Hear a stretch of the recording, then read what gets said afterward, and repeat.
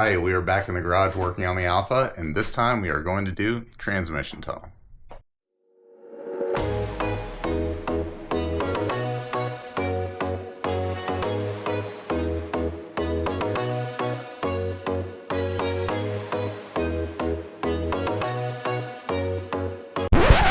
So after realizing just how much back and forth there is, crawling in and out of the car, measuring, cutting, doing all that stuff over and over and over again, and most of the time you're just going to be staring at my butt as I crawl in there. So we're going to skip all that and we're going to jump right to the end.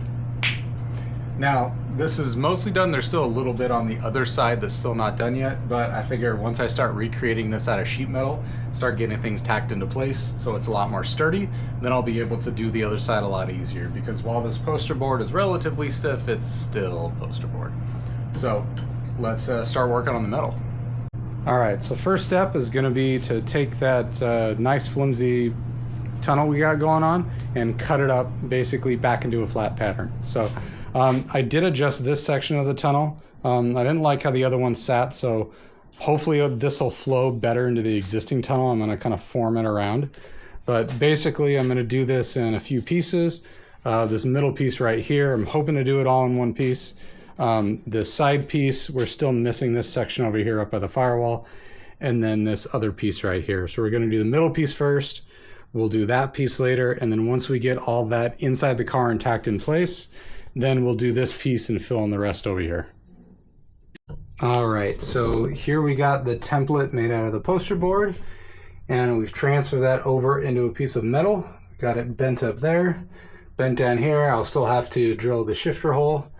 And then I was able to, just using a little mini sledge, be able to form it around the existing tunnel right there. So I think that's going to be a cleaner transition than what I had before. I kind of like this more slopey look. I probably will wind up cutting out the existing tunnel all the way back to wherever this lands, just because I don't want this big pocket for stuff to fly up from under the car and get stuck inside of there. So as soon as I get it all completely, secured and settled in place, I'll cut it back to wherever this lands. But for now, that's that one piece right there. So I'm going to get it sort of ground down so I can get it tacked in place and start working on the other ones. All right, so something I just learned about S2000 slave cylinders is that they are different from AP1 to AP2. Now they're physically interchangeable, but they are different. So this is the one from an AP2, this is the one from an AP1. Ignore this sort of AN fitting right there. That's not normally there. Normally there's a bleeder that comes right off the top here. But with this bolted in, this bleeder actually interfered with where I wanted to run the gas pedal, which is why this whole monstrosity even exists. But with the AP1, it's bolt-in compatible, but it's this different configuration. The bleeder comes off the backside here. Now, it does mean, so like this, where the brake light went in straight from the bottom, that would probably be better. So we are still maybe gonna run into some issues right there with the brake line coming off the side, but I think we have a whole lot better chance of this fitting. So I'm gonna go ahead and get this mounted up so we can see if we get a little bit more room. So here's how the AP2 clutch slave cylinder sits. So you can see I had to cut out a little bit more of the floorboard just to route the transmission tunnel around there.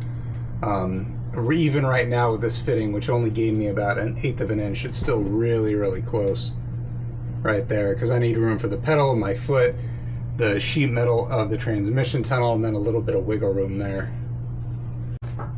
All right, and this is the AP1 slave cylinder. So you can see I definitely got a little more room even with the stock bleeder on there, and I might be able to get a different bleeder that's a little bit shorter to give me some more room. But I definitely think this is going to be a configuration which will be a lot easier to get the clearance I need. The banjo bolt will be a little bit close to that little piece of sheet metal down there under the car, but I can clearance that easily. So it looks like AP1 slave cylinder is the way to go.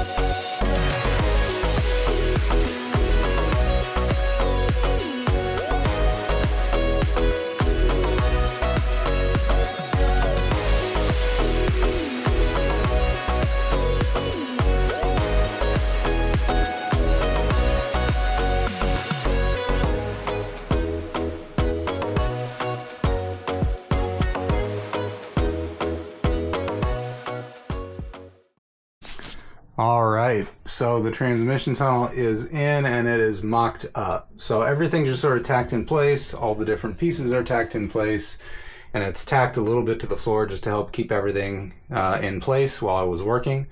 But now what I'm going to do is I'm going to cut the tack welds where it is just tack welded into the car so I can get this whole thing out. And then I'll take a look at it, do a little bit of trimming, do a little bit of tweaking. Like I think I'm going to trim the bottom of this just a little bit so this edge sits down further. And here it is, or at least here it is for now. So I went ahead and just fully welded the entire top side, ground it all down and everything. So, so the top side's fully welded. It is tacked into the car right now. We still have a hole over on this side right here because we're going to be adding in a little hump there for the exhaust when it runs through there. But we'll go ahead and cover that up later.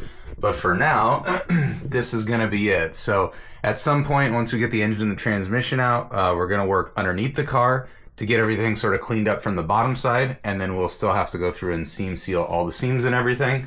But generally speaking, I'm pretty happy with how it worked out, you know, especially for the first time doing something like this. I like the way that the shifter comes through and the boot fits in there and everything. All right, so we're going to wrap up this video for now. Stay tuned next time when we start working on the exhaust headers.